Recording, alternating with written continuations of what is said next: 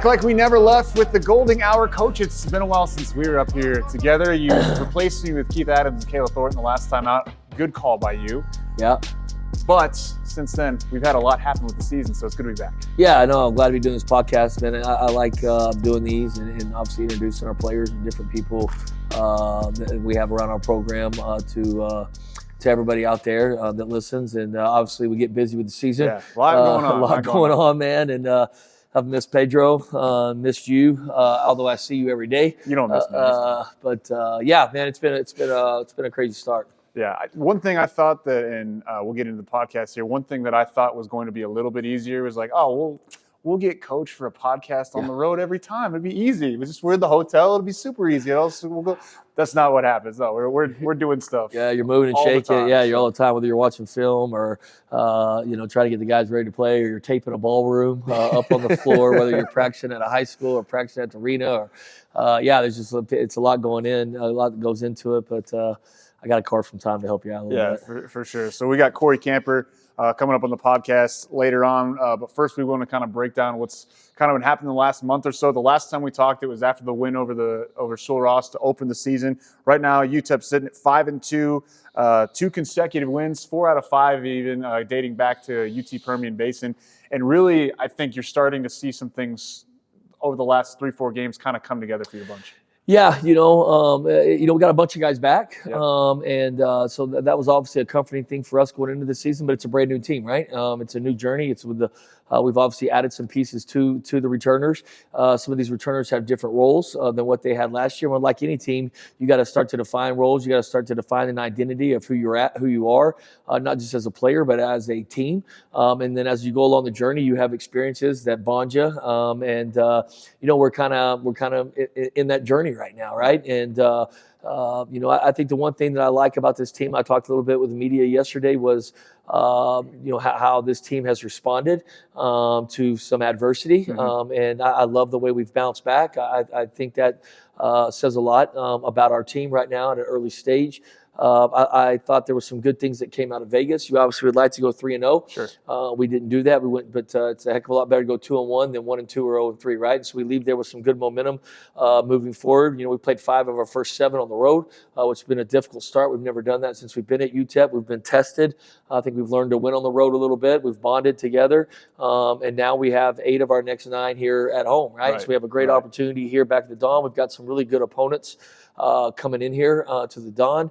And then obviously have a really good road game still left. Yeah, what I've really enjoyed seeing from the guys, I'll go from basically the UC Santa Barbara game through the 3 games in Vegas is, and I think you thought this was going to be the case coming into the year, but just how many different guys have maybe stepped up on a different night. Corey Camper was the guy a lot in Vegas. It was David Terrell versus Long Beach, Otis Frazier, Devin Barnes against Santa Barbara. I love, and you talked about it in the preseason, the depth that this team has, but to see it kind of really come to fruition on the road, and like a lot of veteran guys stepping up the way they needed to. Yeah, no question. And I think that's that's the good thing about having depth, right? The great thing about depth is when it's not somebody's night, you can throw somebody else in there, and it might be their night.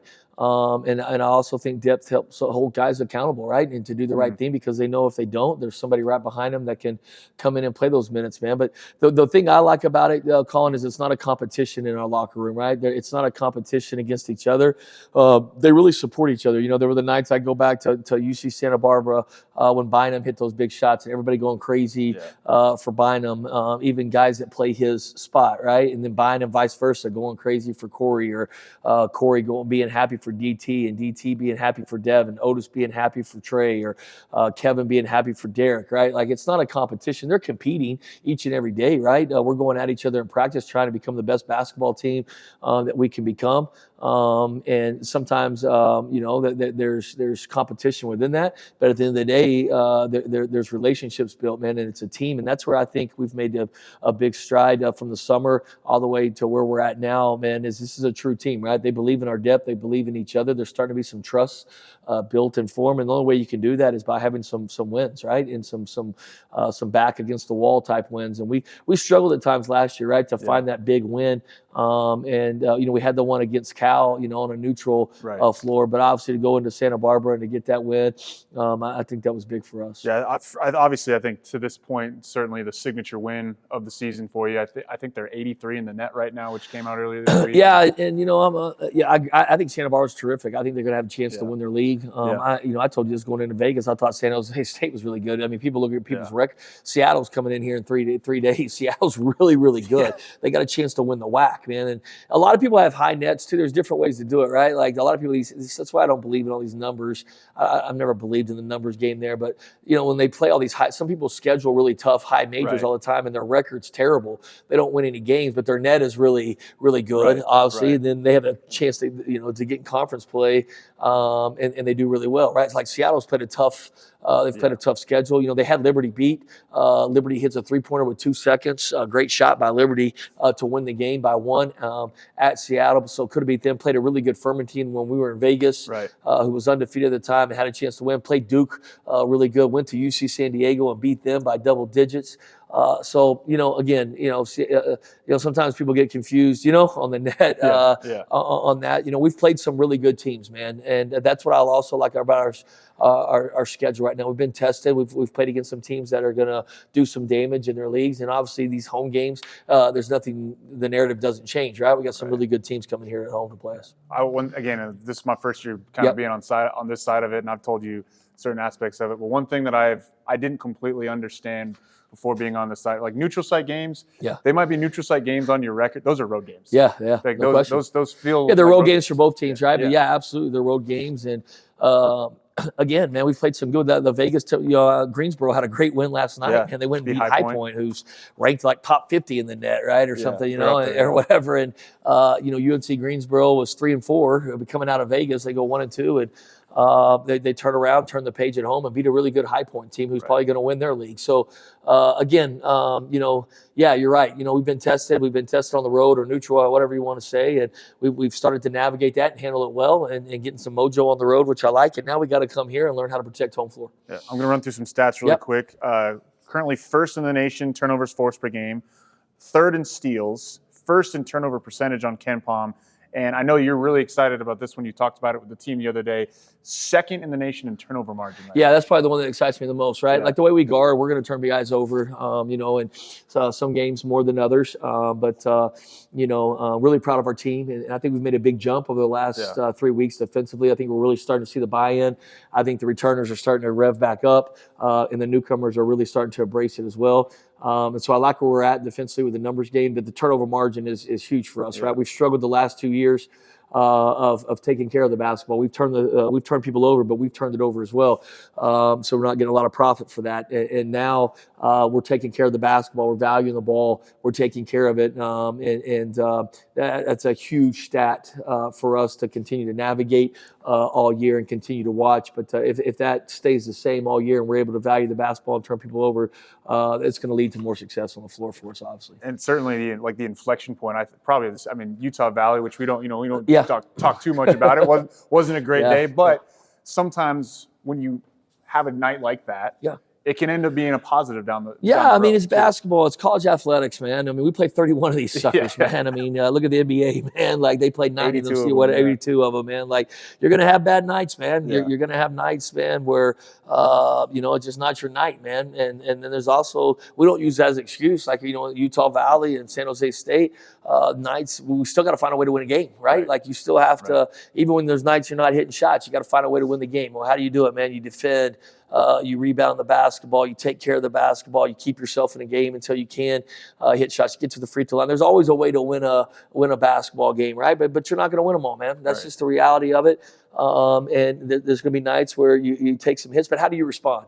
And I think that's the true makeup of a team, and you see it early. And I'll also say this, along the journey, you're looking for those those defining wins, right? That really get the buy-in, right, from that team. And I definitely think UC Santa Barbara was one of those for us. Right. And that was a great win. I think going to Vegas and responding after the San Jose, I thought we responded. We didn't play well the first 20. After that, I thought we responded pretty well.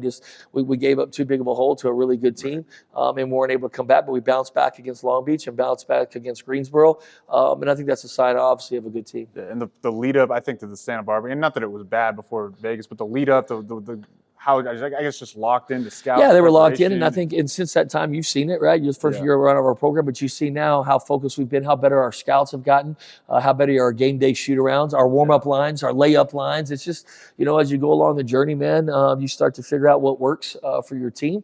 And the team figures out what works for them, and now you're looking for consistency in that, right? And I think that's the biggest thing we're looking for this team, right? Is there's some guys that we're dependent on this year that we didn't necessarily have to depend on last year, right? Because we had a different team, and now we have to depend on them. They have to be everyday guys, not only just in practice, but in games as well. And I think our guys are starting to understand that. And then again, to our point, our team is starting to define itself, right? We're starting to get an identity to this year's team, and so yeah, I'm excited about where those things are going. Currently shooting almost 40% from three, which is 19th in the nation. And you have a guy leading the nation in 3-point percentage. Yeah, Bynum's been. We got to find him more. Yeah. We got to find him more. He shoots the ball at a high clip. He's one of the best scorers that I've ever coached. Obviously, Sule Boom is in that mode.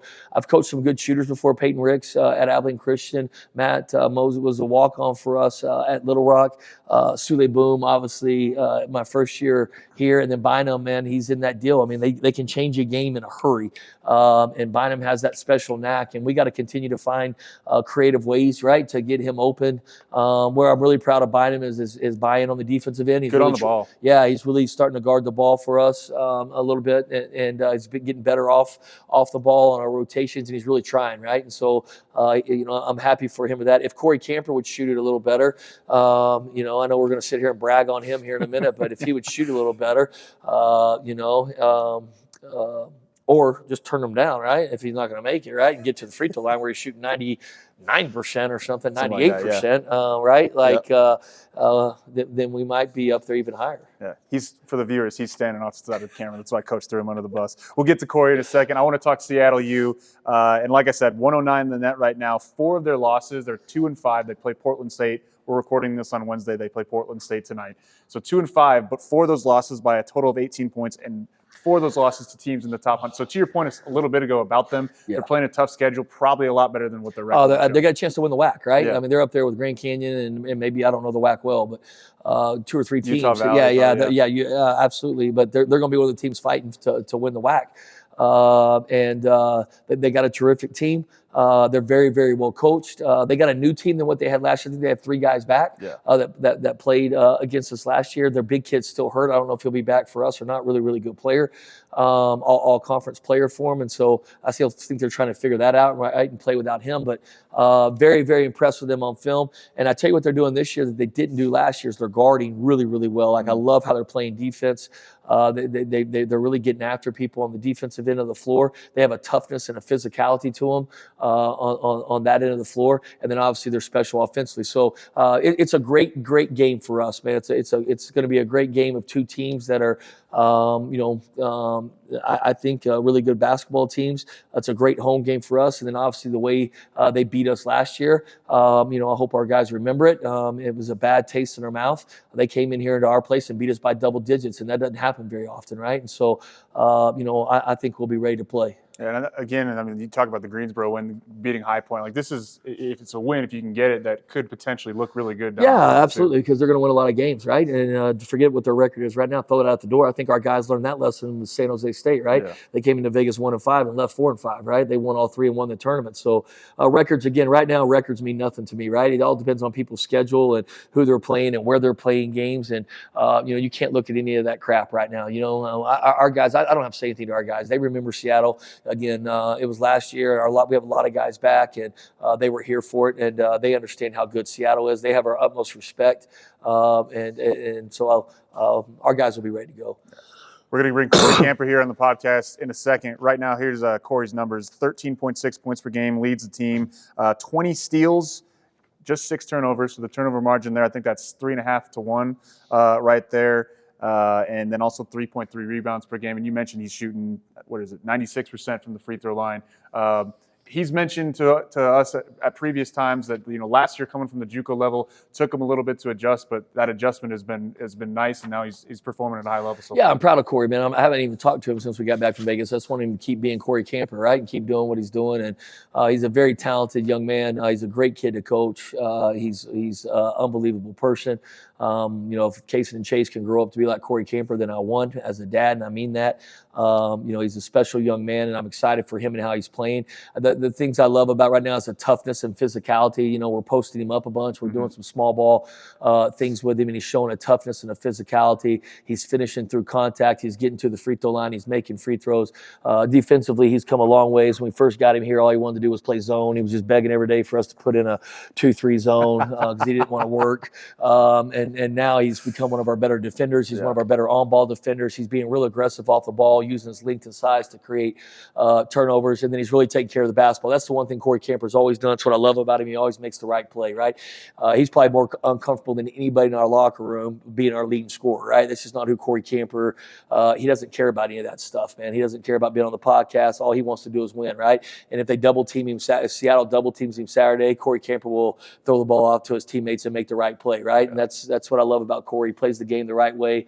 But he's getting rewarded, man, for his hard work. And then obviously it's a testament in today's era of college basketball. A lot of people won't look for the next move all the time.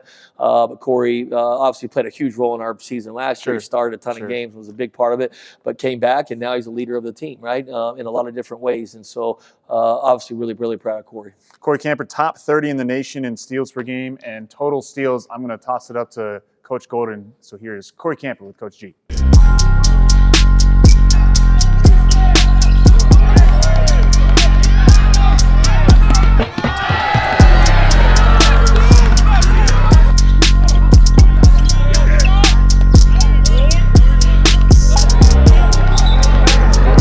Minor fans out there, the one and only Corey Camper, Little Rock's finest, man. Welcome to the podcast, man. Yeah, absolutely, man. Happy to have you on, man. We've had a few players on, and I'm fortunate to talk to you today. Hopefully you do a better job on the podcast than DT did a couple weeks ago. It was our lowest rated podcast that we've had all season. So hopefully your ratings are a little better.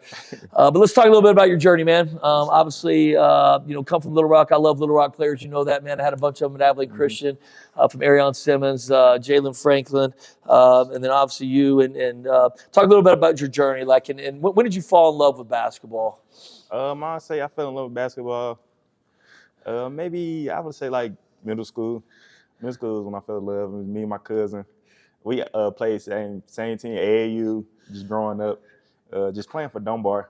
Our middle school, that was when the fans got behind us. Yeah. And just playing rivalry schools like Horace Mann, playing in big games like that, I feel like that's the time I fell in love with basketball. Really took off, right? And you played football a little bit, right, too, in junior high, right? No, not junior high. I played elementary. Little League. People don't understand Little Rock's different than Texas, man, or the state of Arkansas, man, right? When you're a stud athlete, man, they push you to basketball quicker than they do football, though football is getting a little bit better in the state of Arkansas. But obviously, it's been a track record of so many players. Obviously, had a great time getting to know you and your family over the last couple of years, and Mom's obviously the staple pin of the family, right, and the rock of the family, and a great lady. And but your dad's obviously played a big role in your life. Obviously, was a longtime coached in college, and obviously been around the game a lot. What kind of influence did your dad have on you as far as the basketball side of things? He had a big influence. I say since I was 3 years old, since I first played on my Little League team, the Hawks. He was there. He taught me how to do my shout out to the Arkansas Hawks, man. First jump shot, how to dribble. He taught me everything that I know. Mm-hmm.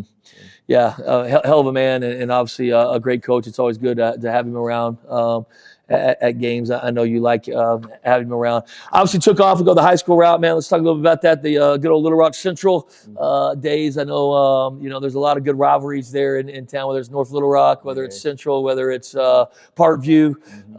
There's probably a new one now that I don't even know that's going. But talk about high school basketball in Arkansas, the competitiveness of it, and kind of your high school journey a little bit. High school, I was I was fortunate to play for two coaches, Coach Fitz and Coach Ross, two great coaches. But yeah, the high school basketball in Little Rock is very competitive. I say it's like Texas football to Little Rock. So yeah, it's very competitive.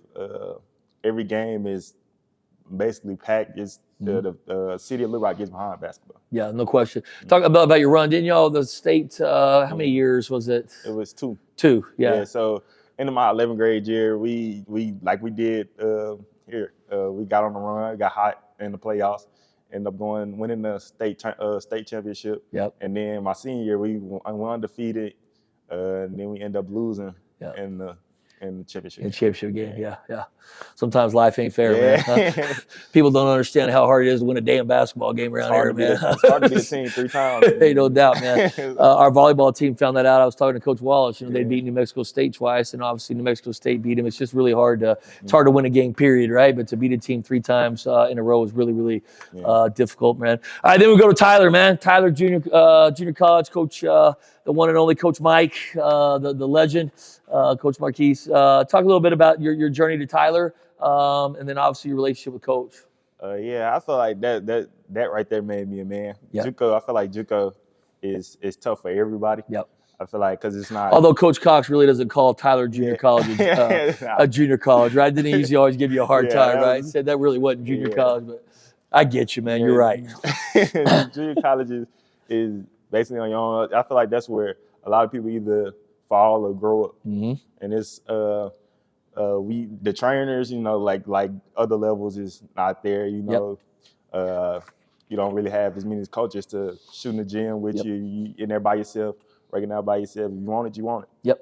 So yeah, it's a dog eat dog world in JUCO, man. And you gotta really love the game, right? And it separates the guys that like it and the guys that love it, right? Because to your point, the resources aren't there, right? You're in a bus. You're not even in a bus half the time. You're in a van. Tyler Junior College, y'all might have had a bus.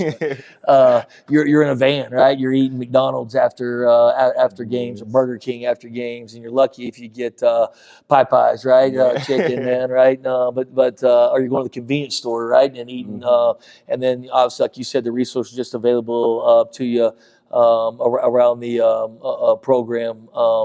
So obviously had a good freshman year, but then obviously made a huge jump your sophomore season, and kind of, Colin and I were talking about this earlier on the podcast, kind of your jump as what we're seeing right now, right? Like just the adjustment from your freshman year to your sophomore year in JUCO, and then your adjustment from your junior year to your senior year. Like, talk a little bit about that.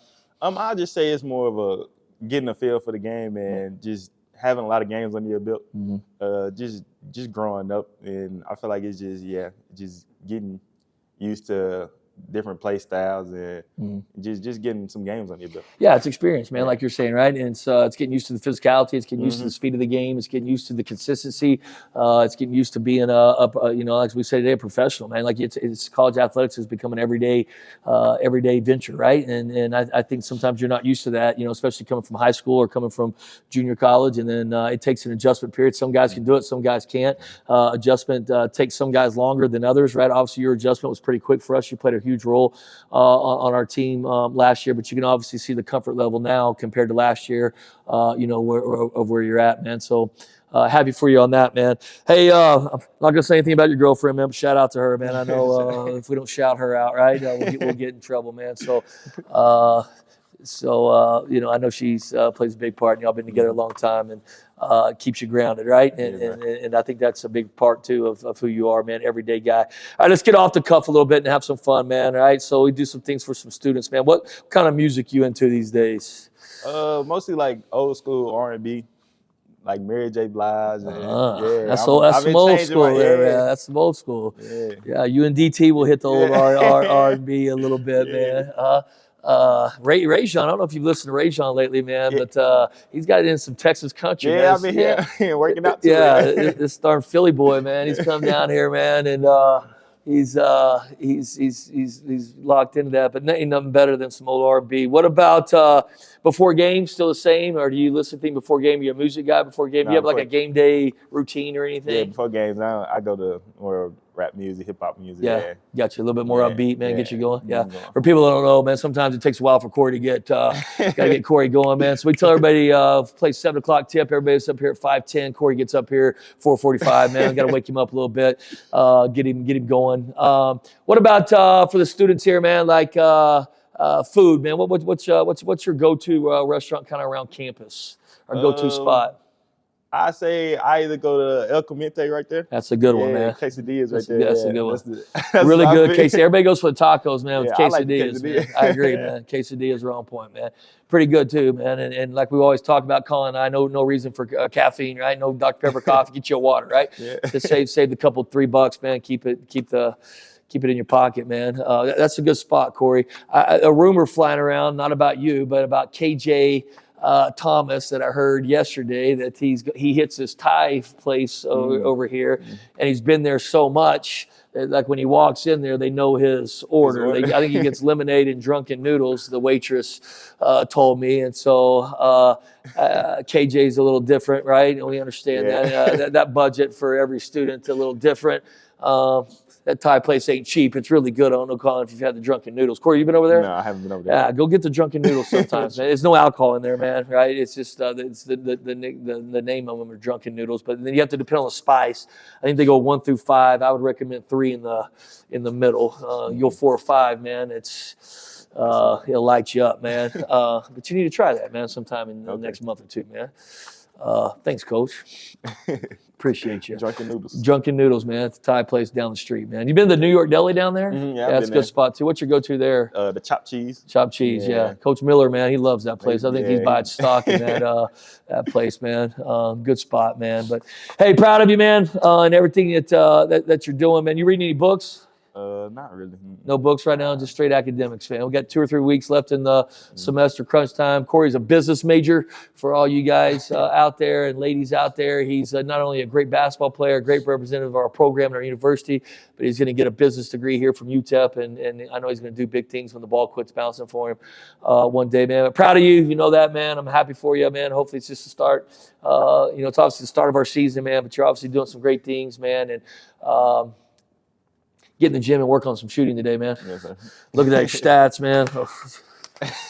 Get off the free throw line, man. Don't even practice free throws right now. Keep practicing a little bit, man. But right, but get in the gym with Reggie a little bit, man. Or yes, sir. Who's your shooting coach here? Coach Earl. Coach Earl? That explains it, man. Huh? Coach Earl will tell you he's the best shooter too in the NBA, right? Huh? Maybe I got to get on Coach Boykin's butt, man. But happy for you, proud of you. Thanks for coming on the podcast, man. Appreciate it, Coach. You got it, CJ.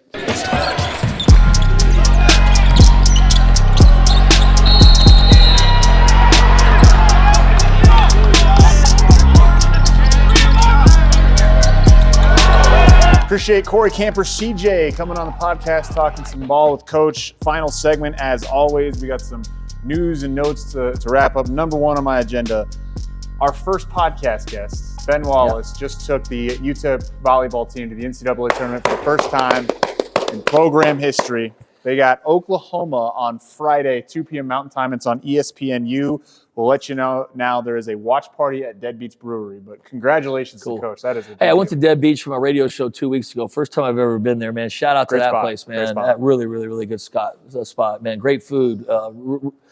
Obviously good. I didn't have the beer, but I'm assuming it's really, really good. But a really cool spot. Yeah. So congrats to Ben Wallace and company. Yeah, I'm so happy for them, man. And what people don't understand too at this level, how hard it is to get an at-large bid, right? Yeah. And that just goes with the consistency that they played with all year, the big wins they had, the respect they had from the committee. That's just really, really difficult to do. Ben's done a tremendous job. He's been a good friend of mine since I've gotten here. I love the way he coaches. He's just done a hell of a job with that program, man. And it was fun to celebrate with him, man. I mean, we happened to be practicing in the dawn when they made the announcement, and to see their girls and our guys, have some fun together.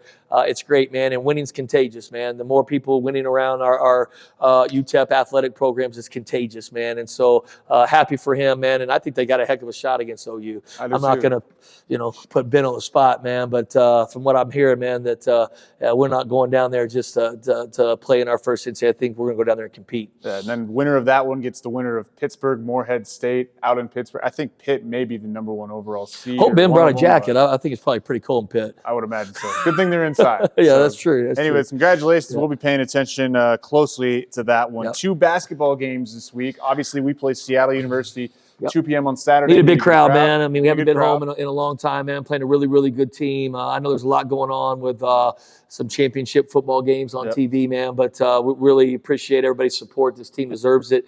And when that place is rocking and rolling in there, man, it's a tough place to play, as we all know. So, need a big crowd. Yeah, old WAC rivals for the women too. Yeah. They get BYU. Again, we're recording this Wednesday. They play Thursday night, 7 p.m. So yeah, support women. I know, Keith, that's a great home game for us to have. Anytime you can get a Big 12 opponent at home, it's really, really hard to do. And so hopefully we have a great crowd out there supporting her. And they're off to a tremendous start. Had a great win on the road against Corpus last week, and obviously looking to beat a Big 12 opponent here at home. All right, some non-UTEP notes here. If you saw FitFam on Tuesday night, Wednesday morning, you may have seen the oldest son of Joe Golding, Cason Golding, hitting a buzzer beater 3 to beat Andrus for Coronado. How about that, man? It's harder being a dad than it is coaching, man. Like in those games, man. And I think the 2 hardest things. Do you cheer at all, or are you in coach mode? I'm real focused, right? And but I do cheer, right? Like I do. I don't stand up and go crazy, right? But I do, and not just for my son, right? I cheer for the team and for their friends and. But it was a heck of a basketball game, and Andrus is very well coached. They got some really good young players coming up. They're going to be really good. Yeah. They had a bunch of youth on the floor last night. I was just really impressed with them and how hard they played. And it was just one of those back and forth games. And you thought Andrus was going to win the game. You thought Coronado was going to win the game.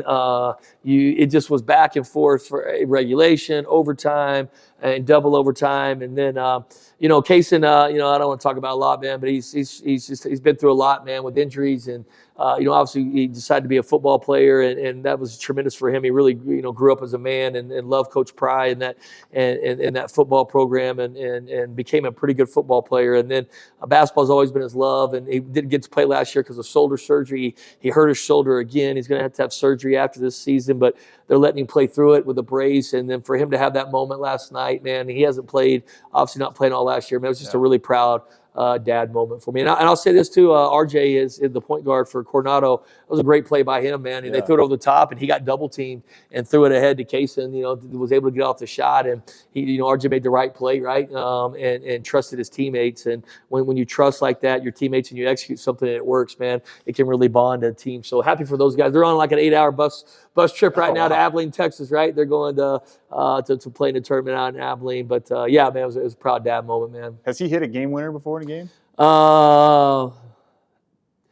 Dang, Colin's a great question, man. I don't know. I don't remember anything like that. I mean, that was a buzzer beater, man. I think it was like 1 second left, when the thing went in. And so heck of a shot, man. He probably got fouled. Might have got fouled on it too, man. But they're not going to call that foul late. No, man. Have you hit one? Did you ever hit one? I'm sure I did. I don't remember it, man. But I might have back then. I really wasn't a shooter, though. I was more of a distributor, man, point guard, and get the ball to the really good players that can score and get my butt back in transition defense. But, man, I was happy for them in it. And it was a heck of a game, man. It was a lot of fun. And then I got a chance, yesterday to watch Chase play. And he's playing basketball, so it was a good day for me yesterday to spend some time with the kids. Yeah. Lastly, we'll end on a little bit of a somber note. Obviously, Miner fans saw the former head coach, football coach Dana Dimel, passing away suddenly, and I covered him for 6 years. I know you guys had a great relationship. Just a tough thing to see. You never want to see it, and he was he's just such a fantastic guy. And that was the overwhelming thing